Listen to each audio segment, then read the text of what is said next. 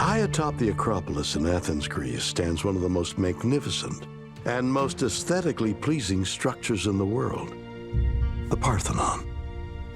This 23,000 square foot temple was constructed using 100,000 tons of radiant white marble.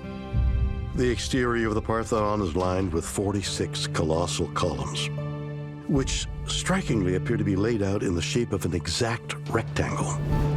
And what's more astonishing is that the more than 13,000 stone blocks used to assemble the Parthenon were precisely fitted together without the use of mortar. Which begs the question, how were the ancient Greeks able to build something that looks so perfect? The Parthenon is an amazingly beautiful structure. The design, the spacing of each stone is so perfect that it inspires just to look at. The proportions are so exact. For a large building, it is an amazing thing. And it lifts the spirit upward. Built beginning in 447 BC on the orders of the famed statesman and general Pericles, the Parthenon celebrates the Athenians' victory over Persian invaders who had tried to conquer the city for 50 years. Athens, during the time of the building of the Parthenon, is an incredible, cosmopolitan, vibrant city.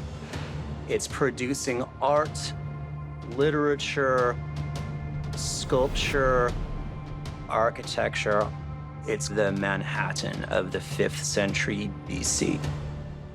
And I think if you're an Athenian citizen walking, doing your everyday work, and then you see the Acropolis in the center of the city, this incredible shining hill, and then you see the Parthenon, the gleaming marble, the biggest and most beautiful Greek temple that existed at least in mainland Greece at this point, you'd be filled with a sense of wonder.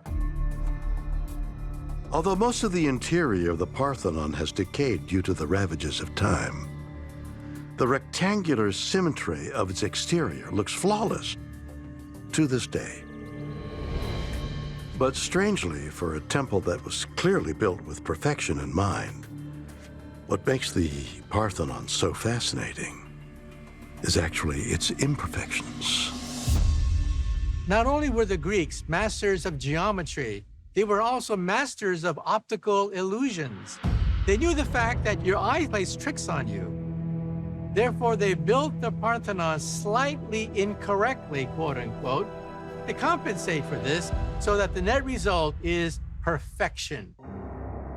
The Parthenon is a rectangle, but there are no right angles in the entire building. Everything is slightly off. The columns look straight from below, but they are slightly tilted toward each other. So if you were standing at the base of the Parthenon, and if the columns didn't stop after a certain number of feet, but they kept on going all the way up into the sky, you would see the columns meeting if they were long enough to actually meet. This is a very curious thing that the builders did. It turns out that the Parthenon does not have straight parallel lines at all. The columns are not vertically cylindrical at all. They bulge by about an inch at the center of the cylinder. So, for example, if the human brain, looking at a column, will actually think that the waist is pinched.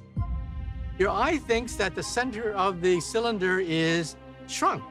To compensate for that, the columns of the Parthenon bulge. There's no way this could have been an accident. But is that all the Greeks were trying to achieve? An optical illusion? Or could they have had another purpose in mind when they built the Parthenon? Why do we create monuments like the Parthenon? And the answer is, we want to try and imitate the divine. The divine was seen as perfection. The gods are seen as perfection.